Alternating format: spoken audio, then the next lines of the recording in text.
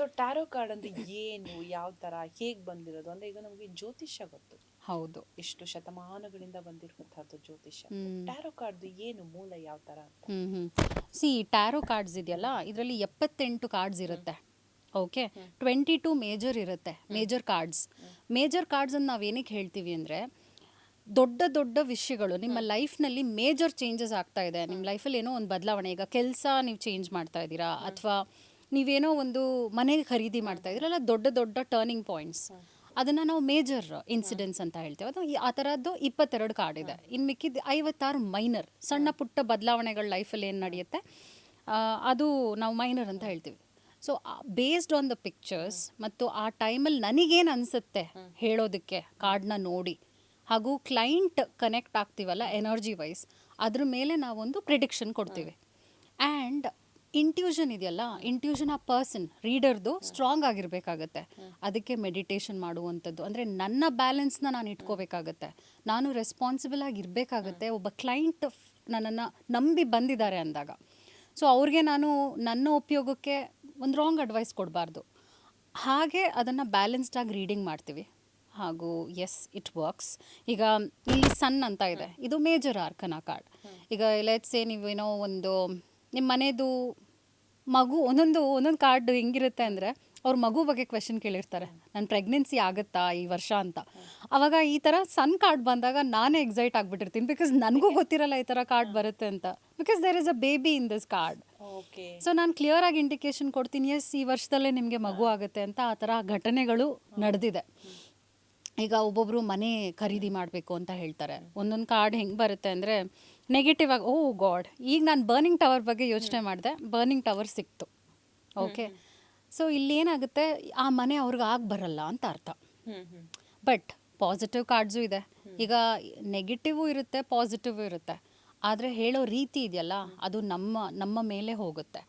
ನಾವು ಅವ್ರಿಗೆ ತುಂಬಾ ಅವ್ರಿಗೆ ಅದು ಬೇಕು, ಒಬ್ಬೊಬ್ರಿಗೆ ಆ ಮನೆ ಬೇಕು ಅಂತ ಇರುತ್ತೆ. ಅದಕ್ಕೆ ನಾವು ಅವ್ರಿಗೆ ಇಲ್ಲ ನೀವು ತೊಗೊಂಡ್ಬಿಡಿ ಅಂತ ಮಿಸ್ಗೈಡ್ ಮಾಡಬಾರ್ದು.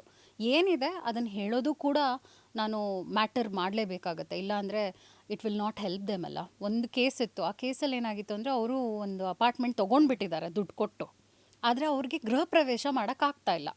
ಸೊ ಅವ್ರು ಕೇಳಿದ್ರು, ಆ ಮನೆಗೆ ನಾವು ಹೋಗಬೇಕು, ಆದರೆ ಏನು ಮಾಡಿದ್ರು ಹೋಗೋಕ್ಕಾಗ್ತಾ ಇಲ್ಲ, ಏನು ಮಾಡೋದು ಅಂತ ಕೇಳಿದ್ರು. ಫಸ್ಟು ಆ ಹುಡುಗ ಕೇಳಿದ್, ನನ್ನ ತೊಗೊಂಡಿದ್ನಲ್ಲ ಆ ಹುಡುಗ ಕೇಳ್ದ.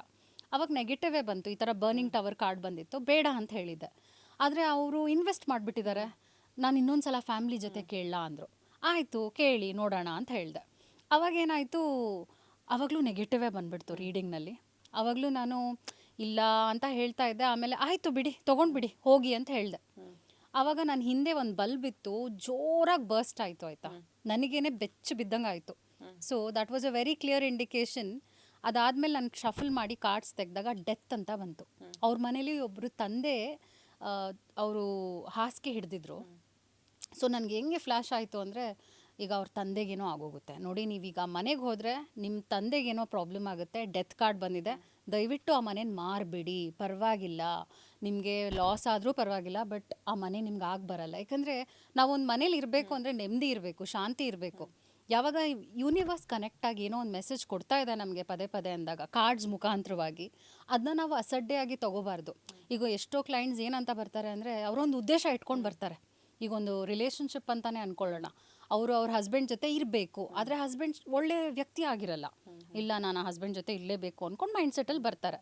ಅವಾಗ ನಾನು ಅಲ್ಲಿ ಏನೋ ಒಂದು ನೆಗೆಟಿವ್ ಬಂದಿರುತ್ತೆ, ಹೇಳ್ತೀನಿ ನೋಡಿಮ್ಮ ಅದು ವರ್ಕೌಟ್ ಆಗಲ್ಲ, ಯೋಚನೆ ಮಾಡಿ ಅಂತ. ಅವ್ರು ಕೇಳಲ್ಲ, ಅವ್ರು ಇರ್ತಾರೆ. ಬಟ್ ನಾನು ಹೇಳೋದು ಹೇಳಬೇಕಾಗತ್ತೆ.